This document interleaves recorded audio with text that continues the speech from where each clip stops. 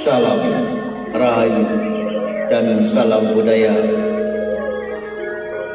bagi saudaraku pecinta budaya Nusantara. Mari kita simak dan nikmati kembali lanjutan kisah legenda penangsang dalam Kidung Tahta Asmara karya Nasirun Purwokartun, yang kali ini telah memasuki episode ke-104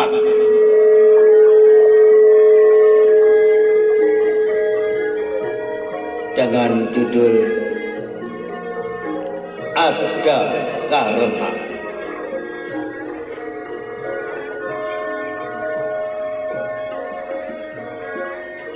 Saudara, di episode yang lalu telah dikisahkan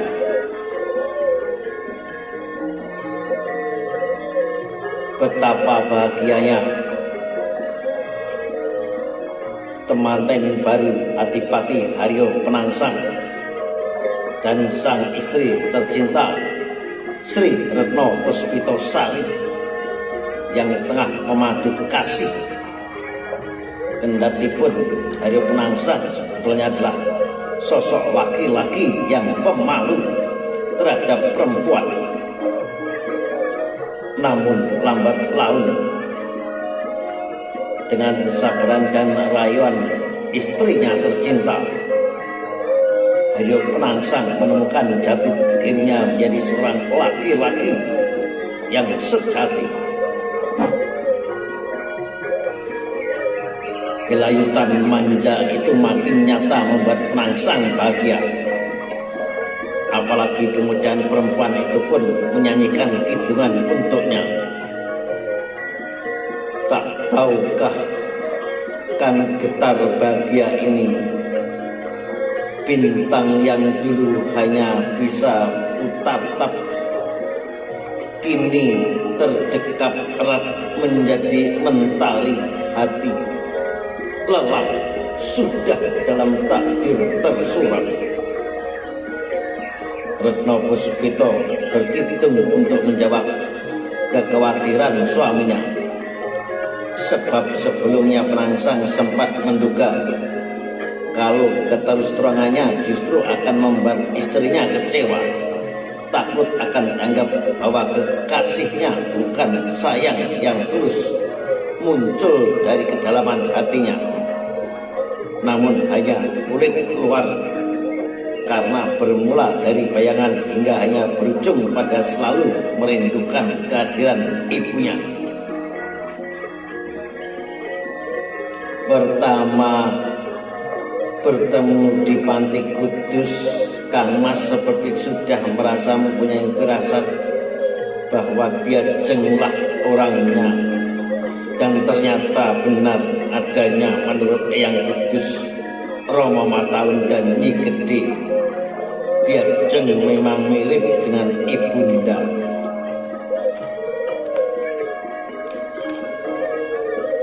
Demikian Penangsang yang sudah tak kikuk lagi duduk berhadap-hadapan dengan istrinya yang mencoba mengungkapkan perasaan sayangnya.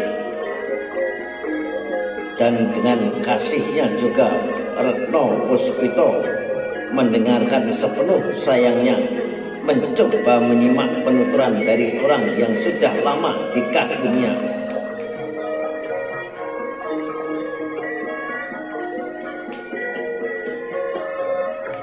Namun sekali lagi, bukan hanya karena mirip dengan ibunda saja yang membuat Kang Mas yakin bahwa kemudian memutuskan untuk segera melamar, namun karena ada firasat bahwa dia jenglah orangnya.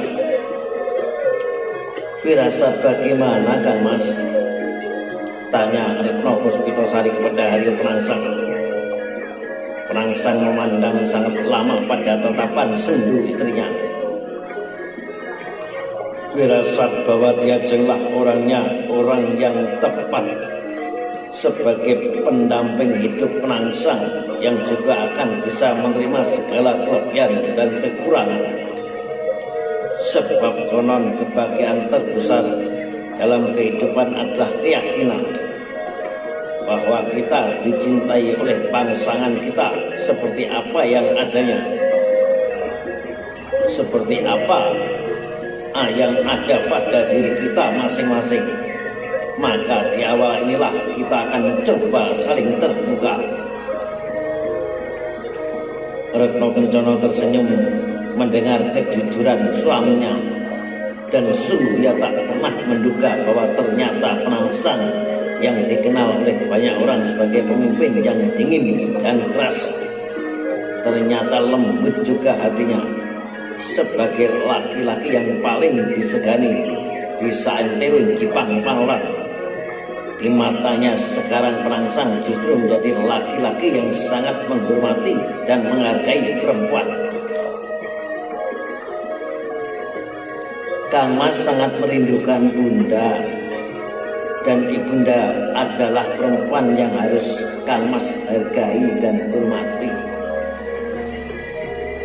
Maka sampai sekarang keyakinan itu tetap sama hingga Kang Mas tak bisa kalau tidak bisa menghormati perempuan. Apalagi perempuan itu adalah orang yang sangat Kang Mas sayang. Demikian ucap Haryo Penangsang kepada sang istri Retno Puspito. Penuturan jujur dan sederhana, namun dalam batin Retno Puspito semua itu justru makin melambungkan rasanya. Sungguh tak pernah mengira bahwa sosok yang selama ini terlihat dingin justru sangat halus menghadapi perempuan. Maka ia makin yakin bahwa penangsang memang bukan orang yang keras hatinya. Kalaupun selama ini dikenal angkuh dan tak ramah, itu semua ternyata karena sifat bawaan yang dimilikinya, yang tak suka banyak bicara, bahkan cenderung pendiam. Jadi meskipun Kang Mas memang merindukan Bunda, bukan berarti akan menganggap Diajeng sebagai ibunda. Diajeng adalah tetap istri Kang Mas yang tak akan pernah dibanding-bandingkan dengan ibunda. Karena Kang Mas sendiri memang tak pernah mendapatkan kehangatannya. Hanya saja miripnya wajah Diajeng dengan ibunda makin menjadi pelengkap kebahagiaan Kang Mas Diajeng. Demikian penegasan Adipati Haryo Penangsang kepada sang istri Retno Puspitosari. Sekali lagi Retno Puspito tersenyum mendengar penuturan suaminya, yang dari ucapannya seolah memang ada kekhawatiran kalau ia akan tersinggung dengan ucapannya. Padahal dalam hatinya hal semacam itu justru tak pernah ada, bahkan terlintas pun tidak. Karena tanpa penangsang diketahui sesungguhnya ia menyimpan perasaan yang sama, bahwa ia pun sudah terpesona sejak pandangan pertama ketika ia tak sengaja menatap matanya, dan kekaguman itu mendadak bergetar, menjalar, mengaduk rasanya.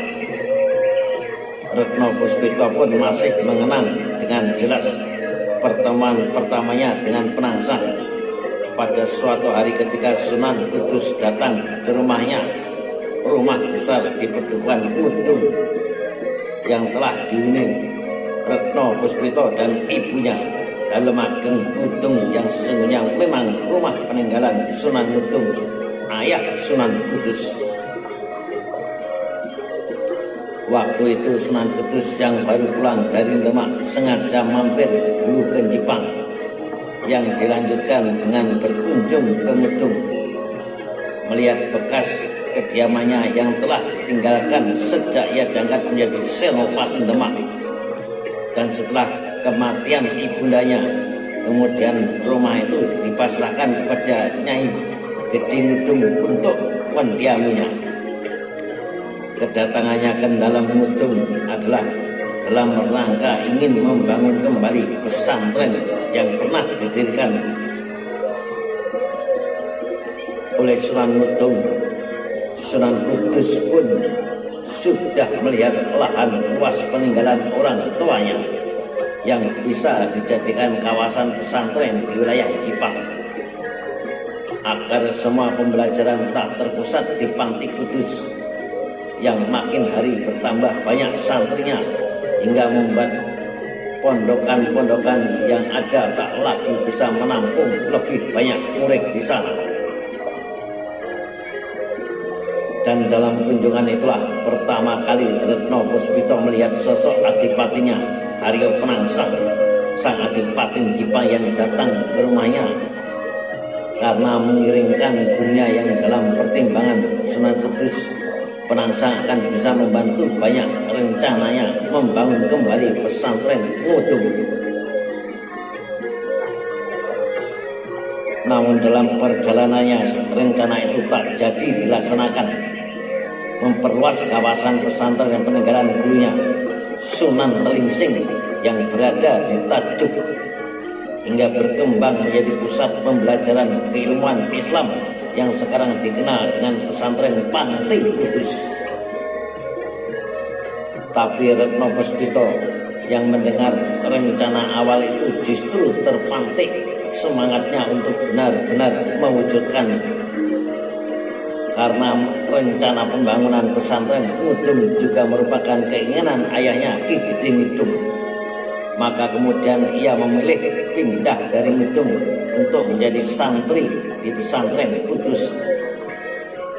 Selagi berbekal ketika di kemudian hari ia benar-benar bisa mewujudkan cita-cita ayahnya.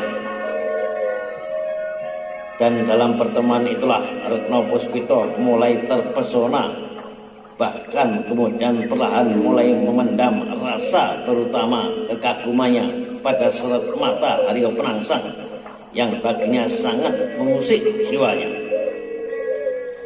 Meski sudah berlalu lebih dari 5 tahun, ia seolah masih bisa melihat dengan jelas pertemuan itu ketika dengan mencuri-curi pandang ia melihat pada wajah Penangsang, memperhatikan kedua alisnya yang rapat menyatu.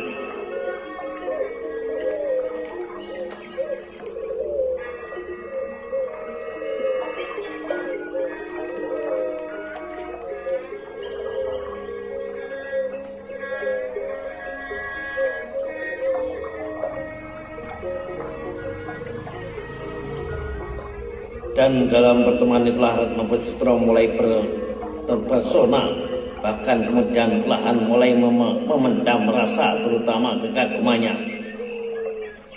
pada sorot mata Penangsang yang baginya sangat mengusik jiwa. Ujungnya menukik ke bawah, saling bertemu, ekornya melengkung bagai kelabang hitam yang sedang berlagu. Di bawahnya bola mata yang seakan menyala membuat siapa saja yang melihatnya tak akan kuat menatapnya lama-lama. Bola mata dengan bulatan yang sempurna, sangat bening putihnya dengan lingkaran hitam yang memancarkan cahaya. Mata yang seakan mampu berkata-kata pujinya waktu itu. Namun sebagai rakyat biasa ia sadar pada kedudukannya sebagai rakyat yang miskin. Sesungguhnya masih ada tautan terah. Ia tak pernah bermimpi untuk menyimpan rasanya. Apalagi sebagai perempuan, ia pun tak mungkin berani menyampaikannya. Hingga ketika kemudian Sunan Kudus dan Nyai Dewi Ruhil mengundangnya, ia pun seolah tak percaya dengan tawaran yang disampaikan bahwa gurunya tersebut akan menjodohkannya dengan Penangsang, sosok yang telah lama mencuri perhatiannya.